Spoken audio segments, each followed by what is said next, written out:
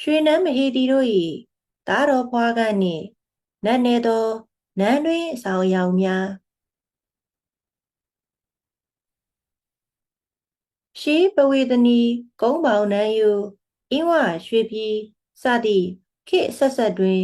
ရွှေဘုံနန်းတော်ကြီး၏ဒုရယ်သည်ဘုံလက်ယုံတို့ဖြင့်ခံညာထဲဝါလာပေသည်ထိုနန်းတော်ကြီးတွင်ရှိမိဖုရားတစ်ပါးပါ၌မင်းတရားကြီး၏သွေးသားတော်တတိတော်ကင်းအောင်ပြီဟုသိရသောအခါနန်းတွင်တစ်ခွင်လုံးသည်ခါတိုင်းထက်ပိုမို၍နူးညံ့သိမ်မွေ့သောဂုံရည်တို့ဖြင့်ဖုံးလွှမ်းသွားတော်သည်ဤသားတော်သမီးတော်တတိဆွဲကပ်ဖွားမြင်တော်မူခြင်းသည်နိုင်ငံတော်၏အနာဂတ်ရေရှည်တည်တံ့ခိုင်မြဲရေးအတွက်အလွန်ပင်အရေးပါလာသောနတ်နယ်သောအမှုပညာနှင့်နန်းတွင်ကျင့်ဝတ်တို့ပေါင်းစပ်ထားသည့်လောကုတ္တရာဆန်သောအခိုက်အတန့်များဖြစ်ကြပေသည်စံတော်ဖြန့်၍နမိတ်ပြခြင်းသို့မဟုတ်တိတ်ဆိတ်သောသတင်းစကားတတိတေကားစအချိန်ခါ၌ဖျားသခင်နှမတော်တွင်သားတတိဆောင်ရပါပြီဖျားလို့နှုတ်ဖြင့်ဖွင့်ဟပြောကြားခြင်းသို့မဟုတ်စာဖြင့်ဓာတ်ရိုက်ဖော်ပြခြင်းသည်ရှိထုံးစံအရာမပြုအပ်သောကိစ္စဖြစ်ပေရာ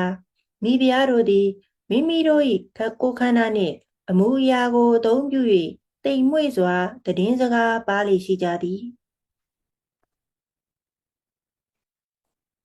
မိဖုရားသည်မိမိတွင်တရေရရှိကြောင်းကိုအထိမ်းအမှတ်ပြုသည့်အနေဖြင့်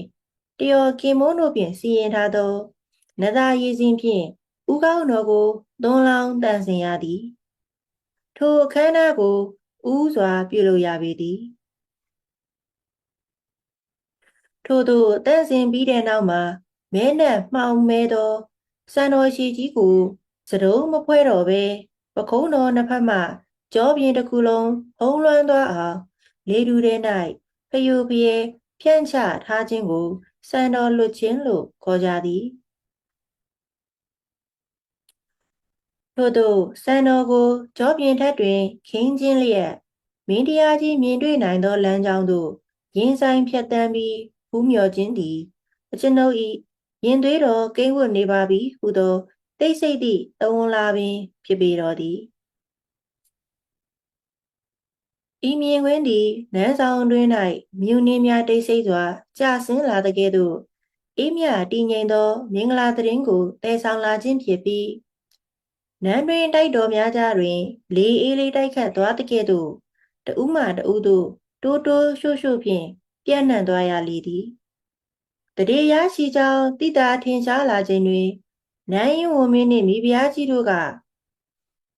ရွှေနန်းလျားတော်ရွှေငဖဲအိုးထဲ၌မြတ်သောတန့်စင်သောစံဖြူ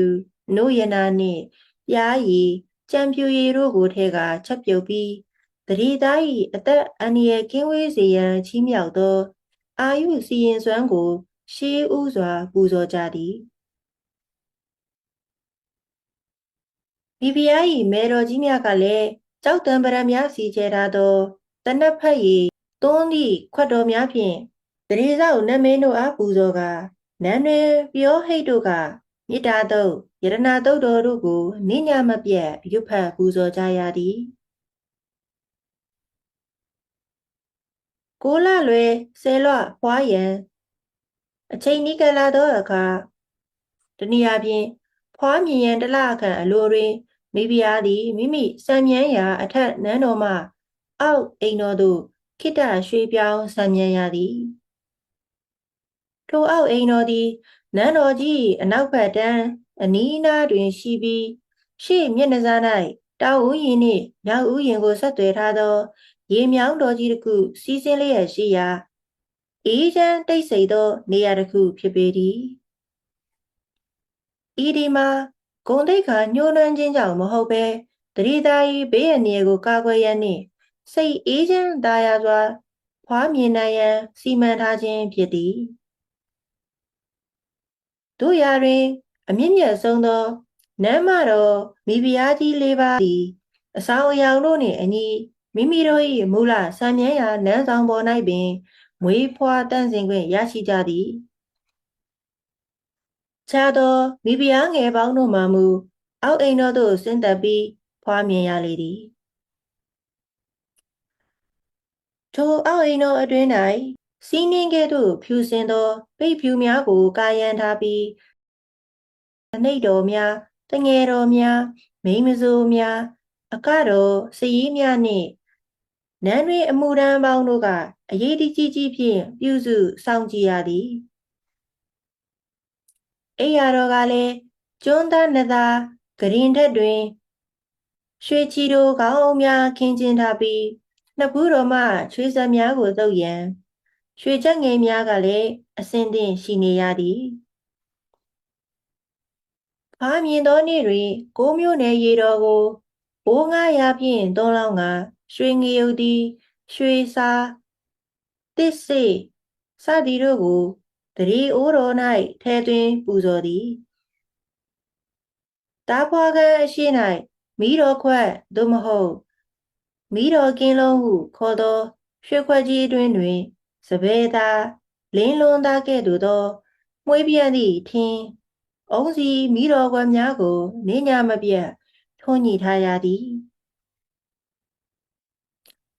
ယင်းသည်မီးရှုနှံအားပူဇော်ခြင်းဖြစ်သလိုအမင်္ဂလာဘေးရန်တို့ကိုကာကွယ်ခြင်းလည်းဖြစ်ပေသည်ဇာတာတော်ကြီးသည့်စေးပုံနာတော်များကထိုမီးရောင်၏တည်ငြိမ်မှုကိုကြည့်ပြီးရင်သွေးတော်၏မွေးဖွားမည့်ရက်နာရီအချိန်နှင့်ခြေတာယာတို့ကိုတိကျစွာတွက်ချက်ကြရသည်သားတော်သို့မဟုတ်သမီးတော်ဖွားမြင်သည့်ခဏတွင်နန်းတွင်တခွင်လုံးတိတ်ဆိတ်သွားပြီးတငယ်တော်ငိုတန်ကိုသာအာယုံစိုက်ကြရသည်ထိုအတန်ကိုအနောက်ဝန်ကကြားသည်နှင့်ရွှေချိုးဟုခေါ်သောခီယူသိန်းတော်ကိုသုံးချိန်တိုင်းတိုင်းမှုတ်ပြီးမင်္ဂလာသတင်းအားနန်းတော်တစ်ခုလုံးပဲ့တင်ထက်နေအောင်အချက်ပေးရသည်ထိုအခါမှစ၍နန်းတွင်ထုံးစံအရထောက်တော်အမည်ရှိသောအမတ်ကြီးသည်မင်းတရားကြီးထံသို့တနေ့လျင်3ချိန်တိတိသွားရောက်ကမဲတော်ဘုရားနှင့်ရင်သွေးတော်ငယ်တို့၏ကျမ်းမာရေးအခြေအနေကိုနူးညံ့စွာလျှောက်ထားရသည်မဲတော်မိဖုရားငယ်သွေးတော်တန်ရှင်း၍နှုတ်ရတော်နီးပြန်ပါပြီဖုရားတငယ်တော်မှလည်းခြေတော်လက်တော်အင်္ဂါတော်6ပါးအစုံလင်ပါဝင်စွာဖြင့်နှုတ်ဆိုတော်မူပြီးပါဇက်တန်ရှင်းလျက်ရှိပါပြီဖုရားဟုလျှောက်တင်ရသည်ဤကဲ့သို့လင်္ကာတပုတ်ကဲ့သို့နဝင်းချိုအောင်လျှောက်တင်ပြီးမှသာဖခင်ဖြစ်သူဘုရင်မင်းတရားကြီး၏စိုးရိမ်မကင်းဖြစ်မှုတို့ကင်းစင်ကစိတ်နှလုံးကြည်လင်ရှင်ပြုံးပြီးဝမ်းမြောက်ခြင်းအထိမ်းအမှတ်ဖြင့်တတိတော်စွန်များကပ်လူခြင်း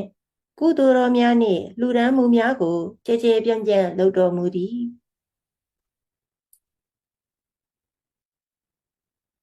မွေးဖွားပြီးတလရက်ပေါင်း30တိတိမိဖုရားသည်နန်းတော်ဘောသို့ချက်ချင်းပြန်လည်တက်ရောက်ခွင့်မရှိသေးဘဲအောက်အိမ်တော်၌ပင်မိနေရသည်ဤကာလကိုလ12ရက်မိတော်ကာလဟုခေါ်ဆိုပြီးလေပင်မတိုက်ရဘဲမထိရဘဲအမတ်ကြီးများအထိန်တော်များကသာဝိုင်းဝန်းဆောင်ကျက်ကြည့်ရှုရသည်ဤမိနေကာလအတွင်းမှာပင်မင်းတရားကြီးသည်ပညာရှိပုံနာတော်များနှင့်တိုင်ပင်ကရင်သွေးတော်အတွက်ရေမြေတော်တောက်ကြောက်တံပရမတထုစသည့်ဓာတ်ကြီး၅ပါးနှင့်ညှိနှိုင်းပြီးမင်္ဂလာအခရာများကိုရွေးချယ်ကအမည်တော်ကိုသတ်မှတ်ပြီးရွှေပေလွာသို့မဟုတ်ဗရမပေလွာပြားပေါ်တွင်ရေးထိုးပြီးပရိဘောဂတော်စင်နှင့်နန်းတော်ဗန္ဓာတိုက်တွင်စနစ်တကျဌာပနာတော်မူရသည်တလပြည့်မြောက်သောနေရူးနိမြတ်သို့ရောက်သောအခါစိန်တော်ခေါ်ခြင်းသို့မဟုတ်စပယ်မြက်လီပန်းတို့၏ရနက်ထုံမွန်ထားသောရေတော်ပန်းပေါင်း၏ကရိုးရီတို့ဖြင့်ကိုလက်တန့်စင်ခြင်းပတ်ဖြန်းခြင်းလောင်းခြင်းပူဇော်ခြင်းတို့ကိုပြုကာတန့်စင်ပြီးနန်းတော်ဖူးပွဲဆိုသည်ကိုကျင်းပပါသည်မိဖုရားသည်ကံရပါနီမုတ်လုံချောင်းမုတ်တို့လိန်ကြံကဝလဲတော်အသစ်များဖြင့် ရွှေစလဲတစားများဆင်မြန်ပြီးမဲတော်နှင့်သားတော်ကိုစင်ဖြူတော်ထက်တင်ဆောင်ကရွှေနန်းတော်သို့ပြန်လည်ပင်ဆောင်ရသည်မင်္ဂလာအခမ်းအနားအနေနှင့်နန်းတော်တစ်ခုလုံးရှိဘုံမောင်းစီတော်များတီးမှုတ်ပြီးကျန်းစာများရွတ်ဖတ်ပူဇော်ကနန်းစဉ်အဆက်ဆက်ဘုံရောင်ဝေပြာစေရန်ဆုတောင်းမေတ္တာပို့သပြီးမိမိတို့မူလဆံမြန်းရာရွှေနန်းဆောင်တော်ကြီးများသို့ခမ်းနားထဲဝါစွာပြန်လည်ဆံမြန်းခွင့်ရလေသည်ဤဒီမှာမြမမင်းတို့လက်ထက်ကတန်ဖိုးထားမျက်နှိုးစွာကျင့်သုံးခဲ့ကြသောနန်းတွင်သားဖွားခြင်းဆိုင်ရာတိမ်မွေ့နက်နဲလာသောအဆောင်အယောင်များနှင့်ဖွဲ့နှင့်မှုများပင်ဖြစ်ပါသည်ဤထုံးစံများသည်မြမယဉ်ကျေးမှု၏အနုစိတ်သောပုံရိပ်လွှာများရှေးဘရင်တို့၏ဘုန်းတကုနှင့်မိခင်၏ဘဝကိုတန်ဖိုးထားမှုတို့၏ပြရုပ်ဖြင့်သမိုင်းစာမျက်နှာတွင်ကာလအစဉ်ဆက်ရွှေရောင်ဝင်းလျက်ကြံ့ရည်နေဦးမည်သာဖြစ်ပါသည်